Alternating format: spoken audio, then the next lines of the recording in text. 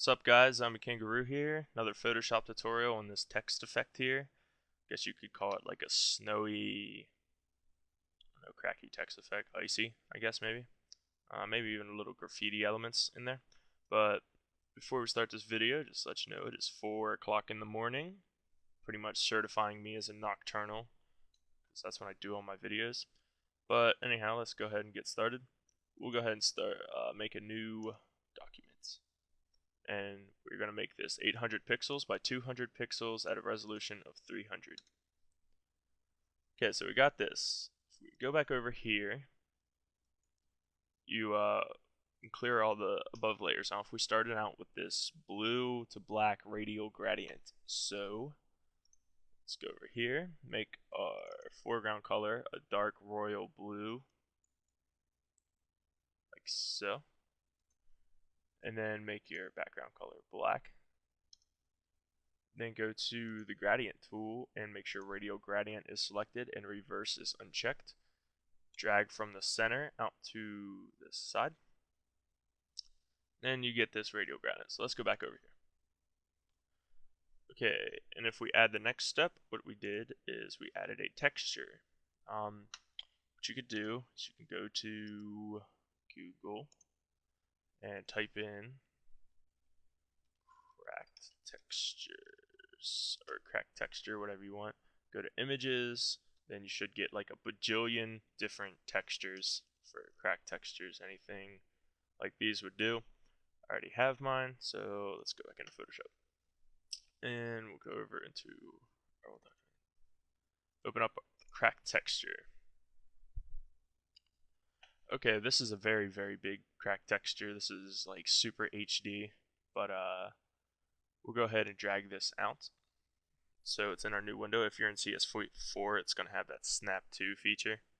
So then you just grab your move tool and drag the cracked texture into this composition. Then once you did that, you can X out of the cracked texture. We don't need that anymore. Okay, so now you got this cracked texture, and like I said, this is huge. So what you want to do is scale it down by hitting Control T and dragging until you see a corner, and then just scale it down. Pull it back up and scale it down more. Usually I'd be telling you to hold Shift here because Shift scales it uniformly so it doesn't get distorted, but we're not going to have it to scaled form anyhow due to the long side of our composition.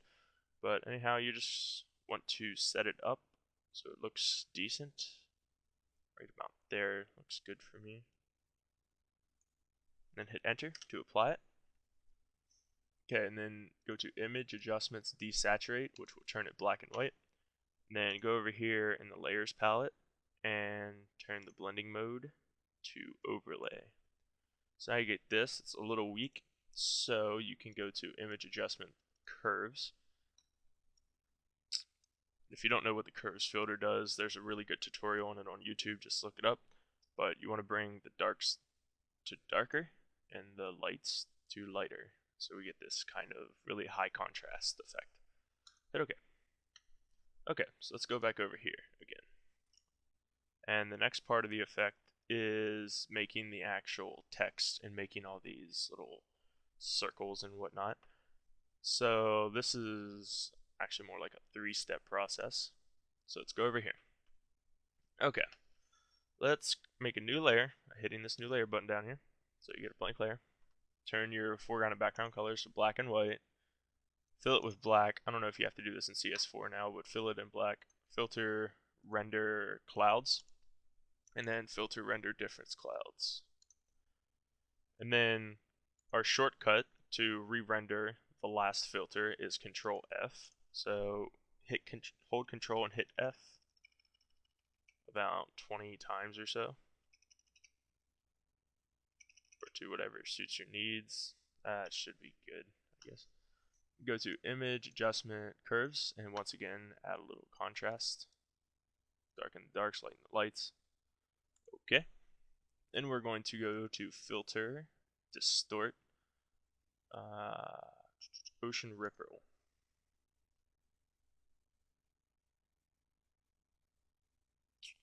and then you want the ripple size to be, depending on your image, my ripple size is 3 and my ripple magnitude is 19. Pretty much what you want it to be is not look like a stagnant lake, but not look like, super ridiculous ocean. But that looks good for us, so let's hit OK. So now you got this. Let's go to...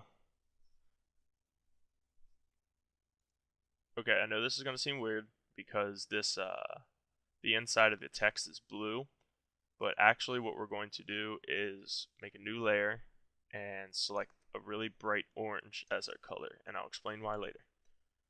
Orange, and fill it in with orange, and turn the layer to the layer blending mode to color so we get this orange thing. Okay, and just go with me for a little bit and hit new layer. And then hit image, apply image. And what this does is pretty much on this new layer, it makes a copy of whatever is visible right now. So what is visible is these two layers, and we want to make them into one, so we just apply the image. And then you can delete the two layers beneath it. So now this is just one layer. Okay.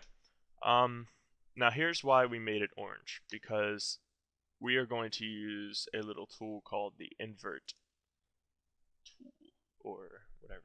It's not a tool, but an adjustment. But on the color wheel, for all you artsy people out there, on the color wheel, on the opposite side of orange is blue.